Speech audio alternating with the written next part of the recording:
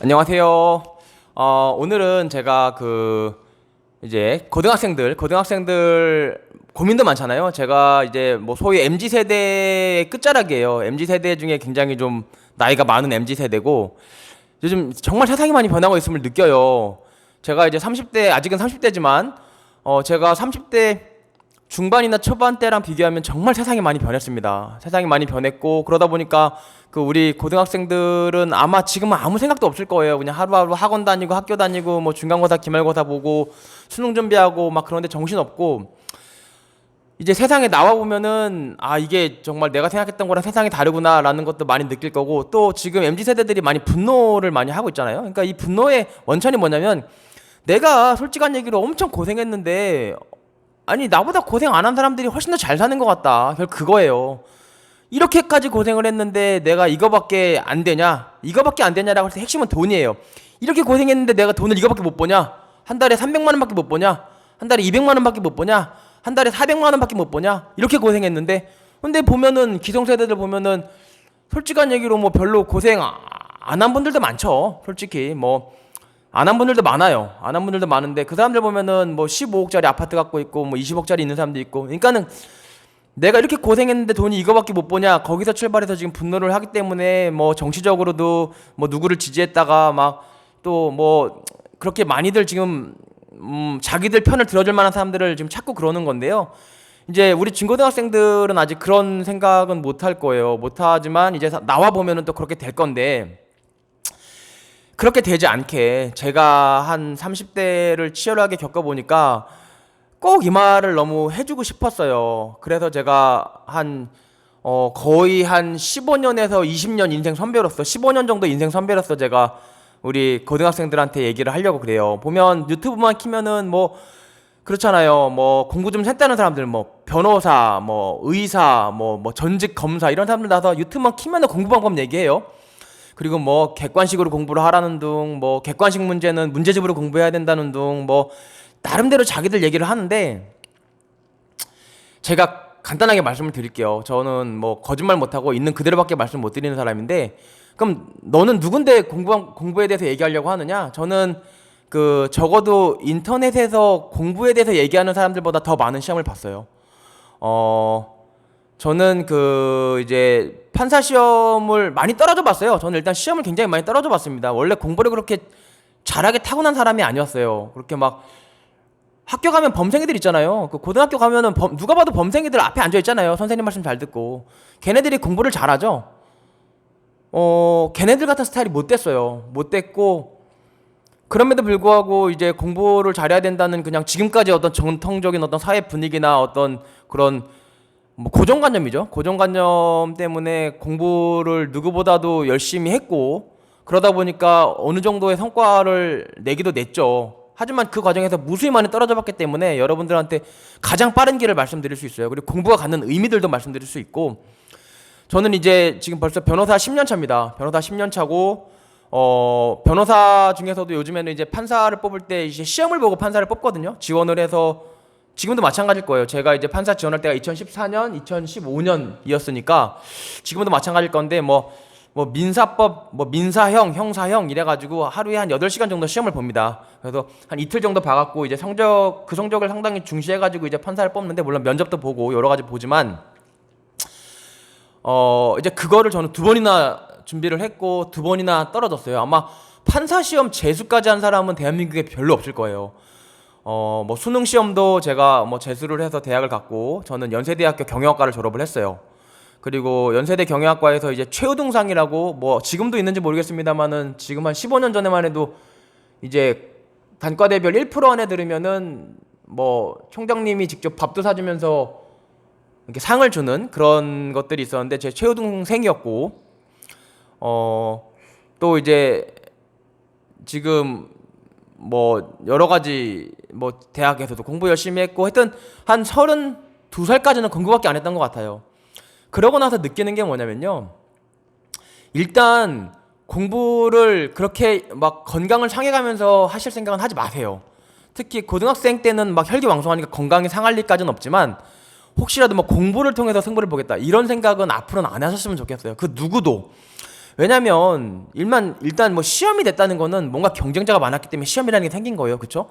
막 경쟁자가 몰려. 그러면 누구는 떨어뜨리고 누구는 붙여야 되잖아요. 그러니까 시험이라는 게 생기고 그 시험에서 고생해서 붙은다고 한들 이미 초과 수익이 없게끔 설계가 돼 있어요. 그러니까 막 사람들이 몰리니까 시험을 통해서 사람들을 추려내지만 그래도 그 시험에서 떨어진 사람들이 그 내비 안 둬요. 야, 이거 너 왜 시험 붙었다고 네가 다 가져가느냐? 안 된다. 라고 해서 알게 모르게 계속 그 사람들이 얻어갈 수 있는 초과 수익. 초과 수익이라는 건 솔직히 돈이거든요. 자본주의 사회에선 돈입니다, 여러분. 솔직해지셔야 돼요. 돈이 얼마 안 남게 돼 있어요. 근데 남는 건 뭐냐면 그 시험을 붙으면은 막 변호사, 막 의사, 그럼 막 옛날이든 지금이든 막 뭐 전문직이다, 막 뭐 소득도 좋고 뭐 명예가 있다라는 어떤 그런 허울만 남고 실질적으로 들어가서 보면 그 고된 시험을 통과해도 남는 게 사실 별로 없어요. 돈적인 측면에서는. 그래서 시험을 봐서 나는 뭐 부자가 되는 건 아예 불가능해졌고요. 시험을 잘 봤다는 이유만으로 공부를 잘했다. 시험을 잘 봤다는 이유만으로 부자가 되는 건 불가능해졌고, 그리고 또 한 가지는 우리나라 사람들이 맨날 공부하잖아요.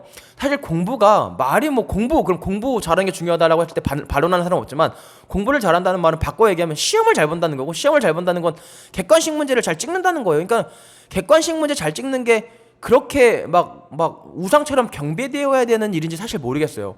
근데 우리나라 사람들은 공부해라. 그럼 결국 객관식 시험 잘 맞춰라 하는데 객관식 시험 잘 맞추는 게 그렇게 경배되어야 되는 일인지도 모르겠고, 객관식 잘 맞춘다고 해서 여러분들이 원하는 돈이 주어지지 않아요. 그런 세상이 이미 지났습니다. 저는 그런 세상인 줄 알고 겁나 열심히 공부했어요. 근데 와보니까 아니더라는 거예요. 그래서 보시다시피 지금 저는 부동산을 하고 있어요. 부동산이 이제 공인중개 자격증도 따가지고 지금 이제 부동산을 하고 있는데 굉장히 만족도가 높고요. 그러다 보니까 직업이 한 개인 사람은 이런 말 못해요. 직업이 한 개인 사람들은, 변호사만 하는 사람들은 솔직히 뭐 변호사가 들으면 기분 나쁠 수도 있는데 이게 앞만 보고 달리는 말 같아요. 이게 딱 가리고 달린단 말이에요. 이렇게 가리고 달리니까 자기가 얼만큼 고생한 거에 대해서 리턴이 없는 줄도 모르고 그냥 원래 다 이렇게 고생해서 세상 사는 건 줄 아는 사람들 되게 많아요. 특히 변호사들 중에 친구들 중에도 하도 고생해서 막 갑자기 쓰러져서 뇌출혈을 하는 사람도 많고, 대형 로펌 변호사들 중에 일하다 쓰러지는 사람 되게 많아요. 근데 그 사람들이 누구냐면 뭐 재수없다고 하는 사람들도 있는데 막 각 학교 전교 1, 2등 막 진짜 어느 뭐 전라도에서 몇 등, 막 부산에서 차석 막 이런 애들이거든요. 그런 애들이 성실하죠. 일단 성실해요. 걔네들이 겁나 열심히 공부해갖고 하여튼 뭐 대형 로펌 가고 해가지고 공부하다가 50 넘고 그런 막 쓰러지는 분들 진짜 많아요. 사실이거든요. 근데 다른 일을 안 해보니까 얼만큼 공부한 거에 대해서 리턴이 자기가 받고 있는지, 다른 세상이 어떤 건지 모르는 거예요. 근데 이제 부동산을 해보니까 드는 생각이 하다못해 뭐 칼국수집을 열어도 최선을 다하고 진짜 붕어빵을 파시는 사람들도 최선을 다해서 맛있게 팔면 많은 돈을 벌 수 있는 세상이 왔어요. 여러분들 정말입니다. 뭐 꼭 코인 주식을 해서 대박나야만 대박나는 게 아니고, 세상이 정말 이제 직업의 귀천이 없어지고 정말 자신들이 좋아하는 일을 열심히 해서 그 분야에서 1등이 되면 어느 분야든지 그 분야에서 1, 2등이 되면은 많은 리턴이 발생하는 세상이 됐습니다. 그래서 사실은 대학교 잘 가려고 공부를 그렇게 막 열심히 하고 재수, 삼수, 사수 뭐 의대 간다고 막 그 열심히 막 그 중학교 때부터 학원 다니고 뭐 대치동으로 이사 가서 막 그 열심히 과외 받고 부모님 노후자금 다 생활 그 학원비로 써가지고 공부하고 그래가지고 남는 게 없다는 거예요. 그래가지고 개고생해가지고 내가 예컨대 뭐 좋은 대학교 갔어요. 그래서 뭐 회계사가 되든지 뭐 세무사가 되든지 변호사가 되든지 의사가 되든지 뭐 판검사가 됐어요. 진짜 치열하거든요. 그 됐다고 쳐요. 그러면 남는 게 분노예요. 이렇게 했는데 이거밖에 안 되느냐? 이거밖에 안 돼요. 진짜 변호사 얼마 받는지 아세요? 뭐 대형 로펌 얼마 받아요? 얼마 받냐 말씀드릴게요. 한 700에서 800 정도 받는데 그게 여러분 큰 돈 같아요? 아니 유튜브 해가지고 잘된 분들 버는 수입이나, 저는 부동산을 하니까는요 잘 알잖아요. 20대 분들 중에 그 코인 투자를 열심히 하신 분들, 그분들 뭐 운 좋아서 대박 나는 것 같지만 아니에요. 얘기 들어보면은 옛날부터 다 그 컴퓨터에 관심이 많고 책도 많이 보고 그래서 이제 좀 인사이트가 생긴 사람들이에요. 그 사람들 투자해서 1년에 10억씩도 실제로 벌어요. 그런 사람들이 부동산 사러 오기 때문에 제가 상담도 해드리니까 잘 알거든요. 그래서 그럼 의사 되면 얼마 벌까요? 의사 되면 페이닥터 시작하죠. 그러면 뭐 한 7, 800? 뭐 의정부나 이런 데 가면 그 정도 받아요. 그 정도 못 받는 데들도 많아요. 그래서 그렇게까지 할 필요가 없다. 그러면 당신은 뭐 공부하는 방법 말해준다고 하면서 갑자기 왜 그런 얘기 하세요? 제가 말씀드리는 건 일단 공부를 그렇게 열심히 할 필요가 없다는 걸 일단 말씀드리면서도, 그러면서 우리나라 사람들 이런 거 있어요. 야 그래도 대학 못 가면 무시하는데. 맞아요, 무시해요. 저는 무시 안 해요. 저는 대학 못 가고 열심히 사는 사람들 응원하고 심지어 존경까지 하는 사람들도 많지만, 일반적인 사회 인식, 특히 어르신들은 많이 좀 그런 거 있죠. 그래서 대학은 가야 되는 거 아니냐라고 하셨을 때, 그래요, 대학은 가세요. 하지만 가장 빠른 시간으로 가고 너무 집착하지 마세요. 에너지를 아끼세요. 그리고 그 시간에 차라리 노세요. 즐기세요. 인생 짧습니다 라는 말을 하고 싶은 거고, 그러면 가장 빠르게 대학을 가가지고 빨리빨리, 하여튼 가성비가 좋아야 되죠. 뭐든지 가성비예요. 최소한의 노력을 들여서 어느 정도 학벌을 딱 따자는 거예요. 그렇게 막 엄마 아빠 노후자금 다 털고 막 아기 때 막 그 노이로제 걸려가면서 막 학원 왔다 갔다 해서 학원 선생님들 다 건물 사주고 이러지 말고, 그럼 어떻게 해야 되느냐? 벌써 10분이 갔는데요. 지금까지 들어주신 분들 감사합니다. 말씀드릴게요. 인강을 들으세요. 인강을 듣는 게 가장 빠른 길이에요. 뭐 저 사람 뭐 공부도 많이 했고 뭐 제일 많이 시험 봤다고 하면서 결국 말한 얘기가, 한단 얘기가 인강 들으라는 거냐? 맞아요. 인강 들으라는 거예요. 인강 듣는 게 가장 빠른 길이에요. 뭐 교과서를 정독했어요. 뭐 그런 사람들도 하라고 하세요. 근데 그렇게 하면 가성비가 안 좋아요. 일단 인터넷 강의를 어떻게 들어야 되냐면요. 과목별로 3개씩 들으세요. 그러니까는 예컨대 저희 때는 그랬어요. 뭐 과탐, 저희는 사탐, 과탐, 국어. 지금 뭐 그때는 언어였어요. 언어 영역, 수리 영역, 사회탐구, 과학탐구, 이제 영어였는데, 결국 보시면요, 각 과목별로 언어도 고등학생들 같은 경우 처음에 멍쪄요. 고등학교 선생님들이 가르치는 국어가 언어가 아니에요. 그 국어 영역이 무슨 그게 다 깊은 철학이 있어서 나오는 그러니까 수능 문제들이에요. 그러니까 관동별곡 그거 잘 외워가지고 그거 외우는 게 무슨 의미가 있어요? 고등학교 때 솔직히 관동별곡 가르치면서 관동별곡 막 밑줄 치고 막 고어들 외우고 그러면은 국어 시험 잘 봤잖아요. 중간고사, 기말고사. 언어 사실 그 필요 없거든요. 언어는 이 사람들이 이제 대학을 가든 앞으로 사회에 나가가지고 이제 여러 가지 하다못해 유튜버를 들을 때도 어휘가 있어서 제대로 알아듣는지 이제 그걸 보겠다는 거예요. 이제 그게 약간 요즘 국어 영역이라고 약간 변질됐는데, 언어 영역은 어떤 약간 IQ 테스트기도 하면서 단어력도 보면서 이제 기본적으로 지식을 말로 습득하든지 우리가 책으로 보잖아요. 그 지식 습득력을 보는 게 국어 영역이거든요. 각 영역별로 3개의 선생님의 인강을 들으세요. 우리 때는 사탐은 뭐였어요? 윤리, 일반사회, 지리, 한국지리, 국사, 한국사 그런 거였거든요. 그럼 각 과목별로 선생님들을 들으면 돼요. 3개를, 근데 국사, 한국사 3명의 강사를 들으세요. 우리 때는 저는 강민성 들었어요. 강민성. 손사탐 한창 유행할 때였거든. 제 세대가 손사탐, 손준. 근데 저는 손준 안 들었어요. 솔직히 손준도 듣다 말았어요. 왜 그랬을까요? 전공자가 아니기 때문이에요. 손준은 솔직히 한국지리 전공자가 아니에요. 그러니까 깊이 있게 설명할 수 없어요. 그럼 깊이 있는 게 뭐가 중요하냐? 아니요. 깊이 있게 설명하는 게 중요하다는 게 아니고 틀리게 설명하면 안 되는데 틀리게 설명하는 경우가 왕왕 있었어요. 지금도 기억나는 게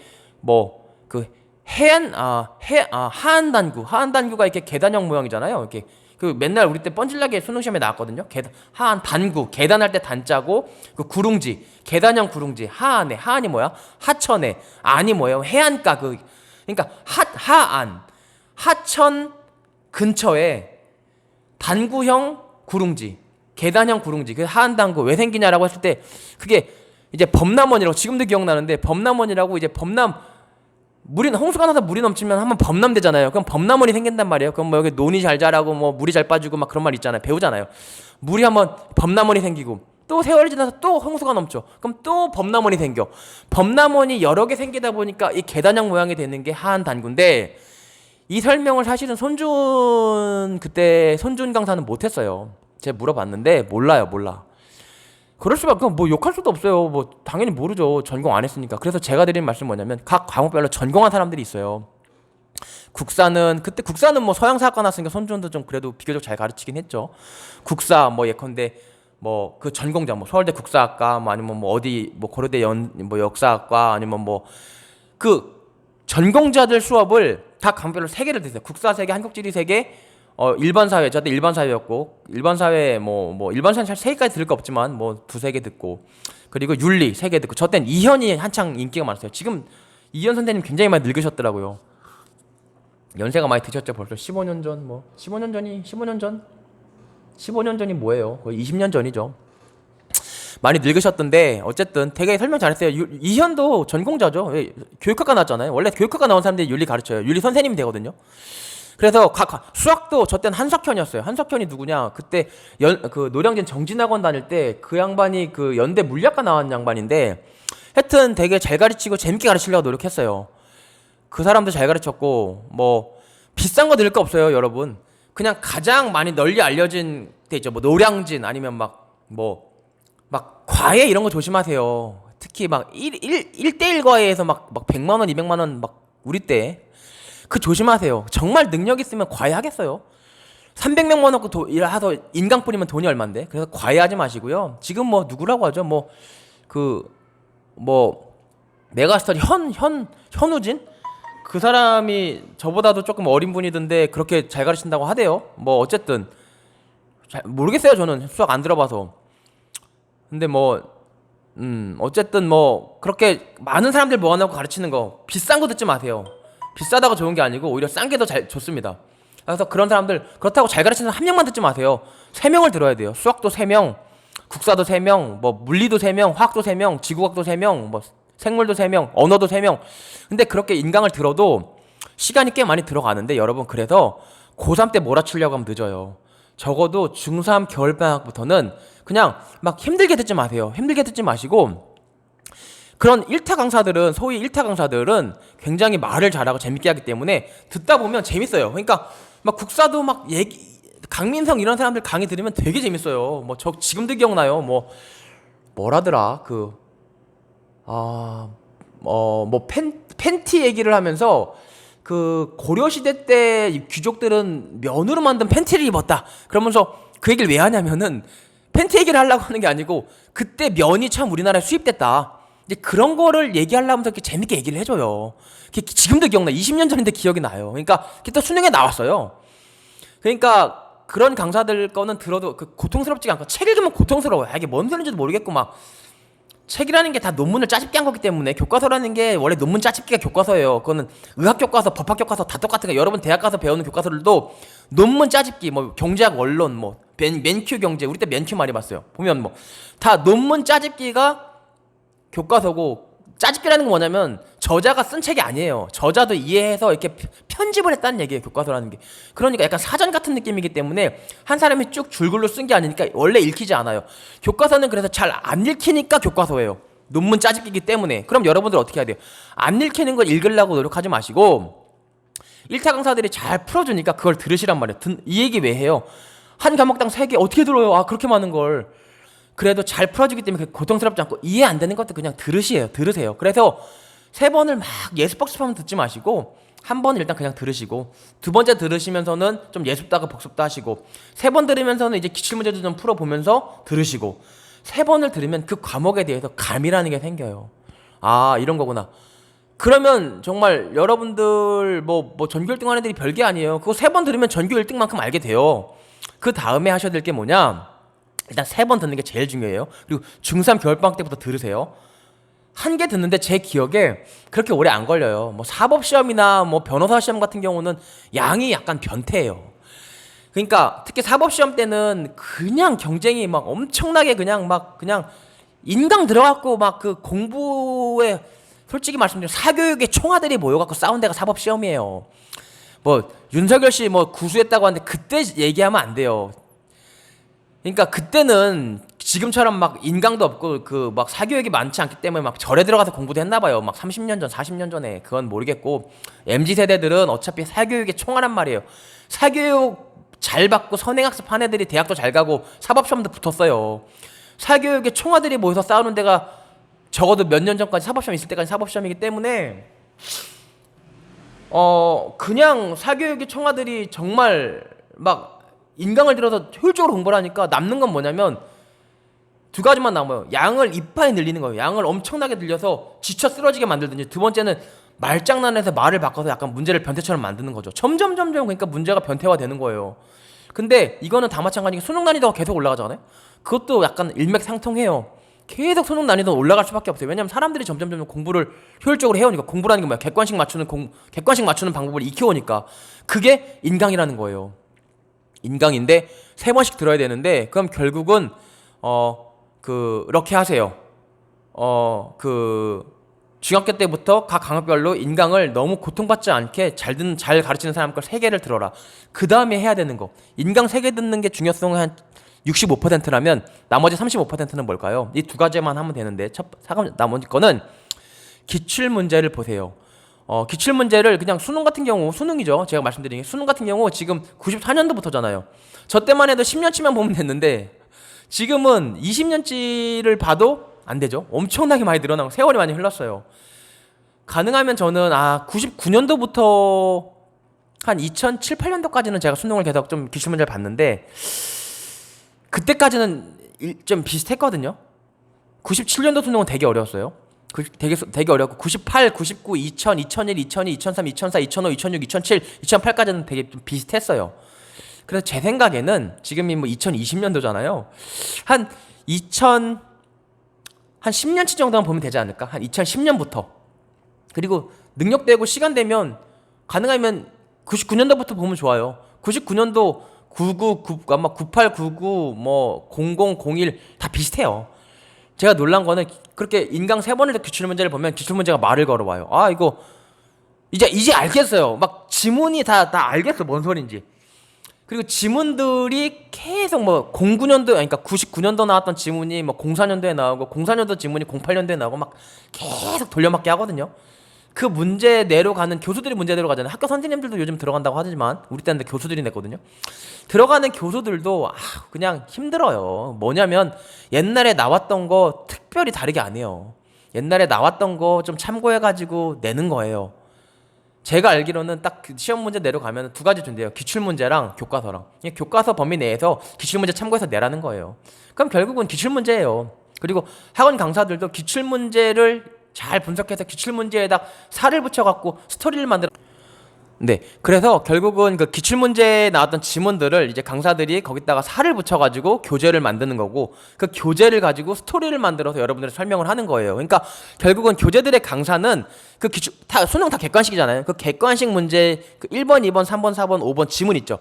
그 지문으로 만드는 게 교재예요. 그래야 가장 효율적이기 때문이에요. 그 교재를 살을 붙여서 여러분들한테 다시 설명을 해주는 거예요. 그러면 결국은 그 각 과목별로 3개 정도 인강을 듣고 나면 여러분들이 기출문제를 그 다음에 보면 다 들어본 얘기가 뭔 소린지 그때 이해가 돼요. 그러면 여러분들이 기출문제 10년치를 잘 꼼꼼하게 보다 보면 저는 들었던 생각이 이런 생각이 들어요. 04년도에는 0인데 똑같은데 08년도에는 0이가 철수로 바뀌어요. 사람 이름만 바뀔 정도로 똑같은 문제들이 막 나와요. 그러니까 결국 그 시험 문제를 내려간 교수들이 옛날 시험 문제에서 조금만 변형하는 거예요. 절대 많이 안 바꿔요. 자기들이 왜 많이 바꿔요? 많이 바꾸는 건 힘들어요. 공무원들은요, 어차피 받는 돈이 똑같기 때문에 열심히 일 안 해요. 아니, 열심히 일을 해도 돈이 똑같은데 사명감만 가지고, 사명감도 물론 있겠죠. 예외적인 거고, 일반적으로는 아니 내가 열심히 창의적으로 문제를 내든 옛날 문제 조금 바꾸든 돈이 똑같은데 왜 창의적으로 바꾸려고 하겠어요? 조금 바꾸는데 창의성만 들어갈 뿐이지 옛날 문제를 기본으로 하는 건 똑같아요. 하던 대로 한다고요. 그렇게 고생하려고 하지 않아요. 그거를 알게 되면 여러분들은 대학을 못 갈 수가 없습니다.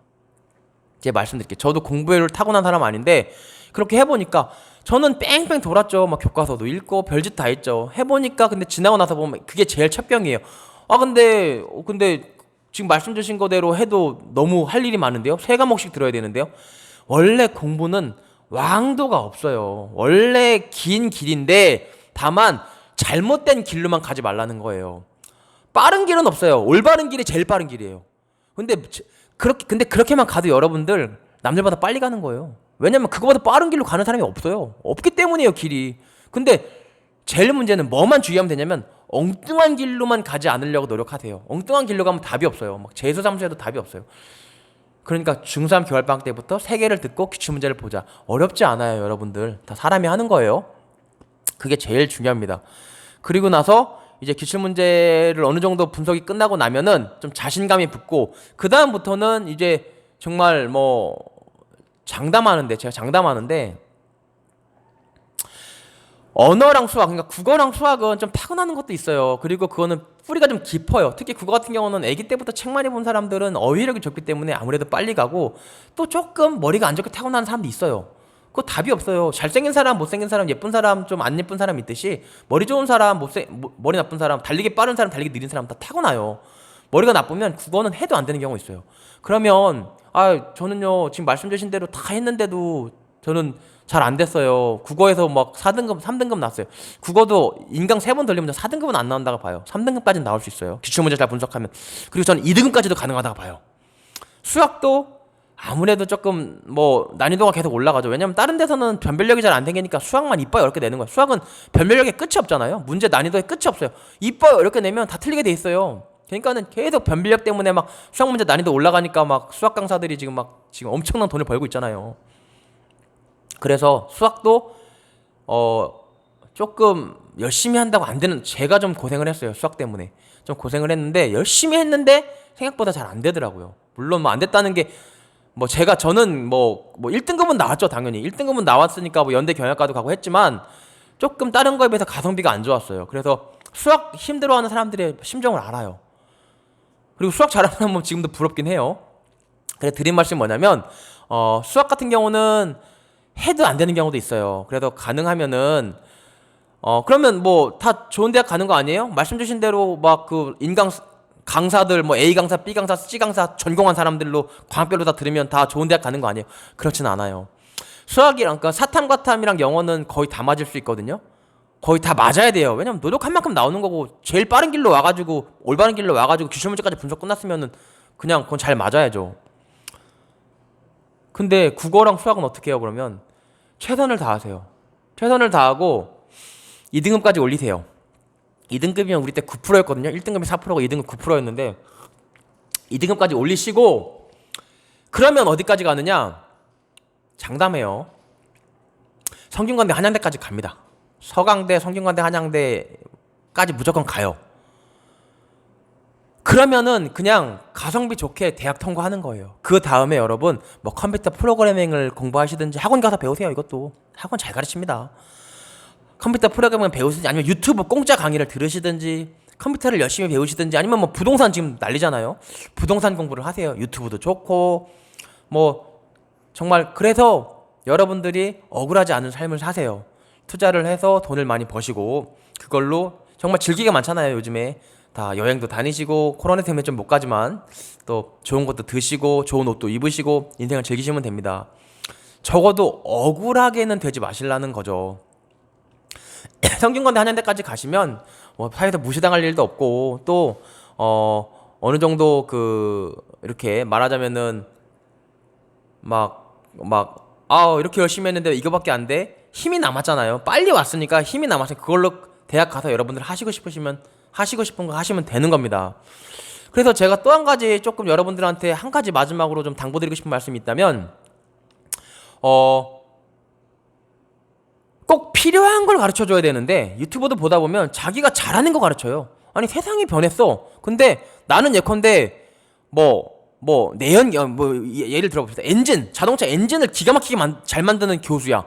엔진의 실리콘, 실린더가 엄청나게 뜨거운 고압에서 막 터지잖아요. 그래서 막 폭발하거든요. 그 안에서 그 폭발하는 힘으로 이제 엔진이 돌아가서 바퀴를 돌리는 건데, 굉장히 뜨거우니까 그 자재가 되게 중요해요. 자재가 뜨거운 열에 견뎌야 되고, 뜨거운 열 못 견디면 이제 화재가 나는 거죠.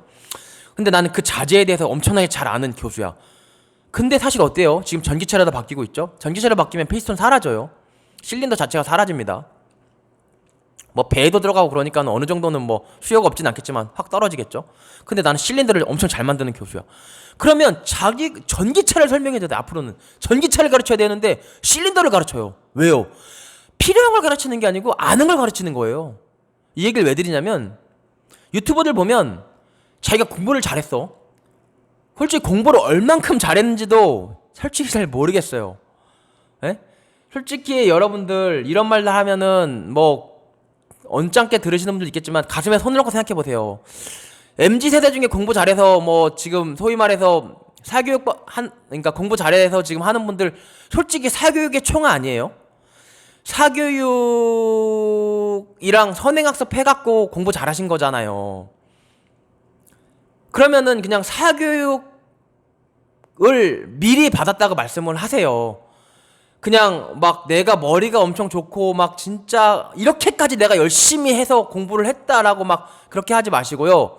적어도 MZ세대에서 공부 잘하신 분들은 내가 사교육을 선행학습 받았다라고 솔직하게 얘기를 하세요. 그 말씀을 왜 안 하세요? 그 말씀을 하셔야지 후배들이 막 진짜 막 밑줄 긋고 막 기본서 보지 말고 사교육 들으실 거잖아요. 근데 사교육 바르다라고 하면은 그게 좀 뭐 너무 당연한 얘기고 나를 그 말하는 사람들 막 우러러 보지 않겠죠? 아, 사교육 선생님들 가서 찾아가지 못하러 그 얘기하는 사람 우러러 보겠어요. 그러니까 그 얘기 안 하는 거지. 여러분들이 잘하는 거를 가르쳐주지 말고 이 사람들한테 우리 진짜 지금 우리 MZ세대 어린 분들한테 필요한 걸 설명해줘야 되는데 공부 잘한다고 공부하라고 말하지 마시고 진짜 이 사람들한테 진정으로 필요한 거 제가 말하잖아요. 공부 그렇게 열심히 하지 마시고 빨리 통과하시라고요.